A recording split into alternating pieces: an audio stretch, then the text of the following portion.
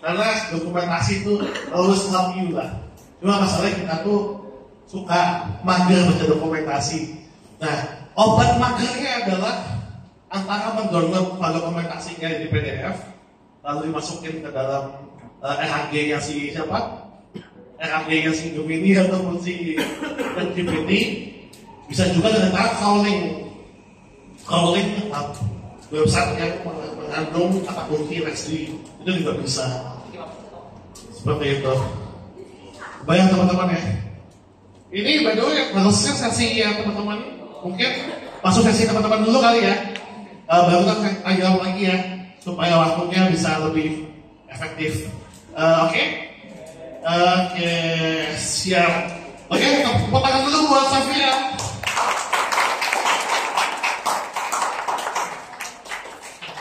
Oke, terima kasih ya Mas Nio. Selanjutnya kita akan bahas model AI yang kita gunakan. Jadi kalau teman-teman tahu bahwa rata-rata model yang digunakan oleh ChatGPT misalnya atau Cloud atau Gemini itu ada tipe-tipenya sendiri kan, dan termasuknya LLM, Large Language Model itu. Ada juga kalau yang parameter biasanya lebih rendah itu SLM, Small Language Model. Nah, tapi ada satu lagi teman-teman, namanya Vision Language Model. Ada yang tahu apa? Oke, jadi Vision Language Model itu sifatnya sama kayak SLM atau LLM, tapi dia konsentrasinya lebih kepada pemrosesan data, image atau video gitu. Nah, mungkin langsung aja kita jelasin. Oke, mungkin secara introductory. Minta maaf, as I'm gonna say it again, I'm going to mix languages. I'm so sorry. Oke, so kalian pasti di sini paham tentang LLM, right?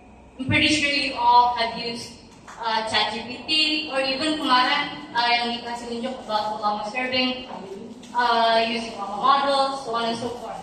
Pasti kan? Nah, VLM is something called a multi-modal AI.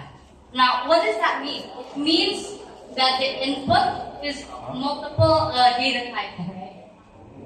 Whether it's text or images, or sometimes even sensor inputs.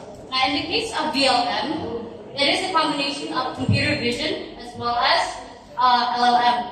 Jadi misalnya kalau kasusnya computer vision itu, misalnya kalau kita ngedeteksi pakai computer vision, it would only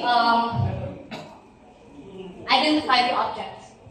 Tapi kalau misalnya kita menggunakan VLM, ada pergabungan dengan LLM, berarti akan menambahkan konteks.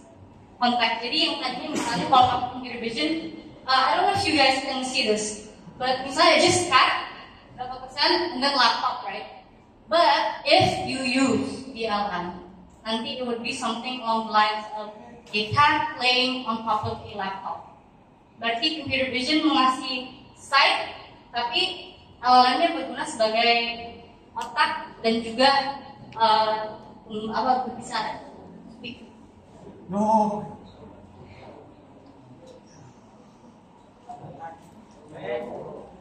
Oke, jadi singkatnya adalah kalau dulu klasifikasi gambar itu hanya bisa dilakukan oleh misalnya kalau untuk image neural network itu pakai CNN, convolutional neural network atau jaringan saraf nirwannya. Nah itu cuma bisa ngeklasifikasi gambar aja, apakah ini termasuk gambar A atau gambar B, itu yang binary atau yang multiplex A, B, C, D gitu. Nah tapi kalau di VLM ini sifatnya dia bisa mengekstrak dan mengklasifikasi, tapi dengan konteks gitu. Ini maksudnya jenis gambarnya apa atau videonya apa gitu. Nah, Nano VLM adalah salah satu jenis model dari si VLM tadi. Dan menariknya adalah Nano VLM ini, kalau kita melihat di repository Hugging Face atau kayak GitHub-nya gitu, GitHub-nya AI model itu rilisnya Mei 2025. Jadi ini masih fresh. Nah, Nano VLM ini salah satu model yang sifatnya lightweight ya, jadi ringan banget, bahkan bisa dijalanin hanya dengan 200 million parameter aja, dibandingkan dengan model-model lain yang billion parameter. Jadi size-nya mungkin bisa 100 MB aja gitu untuk kelas AI model. Nah, tujuan dari Nano VLM ini adalah dia bisa mendapatkan deskripsi dari visual secara real time. Jadi kalau kita ilustrasiin itu seperti ini. ini misalnya ada video lagi kebakaran gitu, tapi tiba-tiba dengan diterapkan NLPM, video tersebut mendeskripsikan kegiatan apa yang sedang terjadi dengan output yang spesifik, misalnya kayak yang ada di sini. Dan untuk use case-nya kita bisa diterapkan di banyak sektor. Misalnya kalau kita mau terapin di sektor retail gitu, misalnya di supermarket, itu nanti bisa mendeteksi produk mana yang lagi out of stock, terus engineer untuk gudang, datanya biar bisa di-stock oleh pihak supplier gitu. Jadi use case scenario-nya sangat berguna untuk meminimalisir keterlibatan manusia. Jadi bisa secara otomatisasi gitu.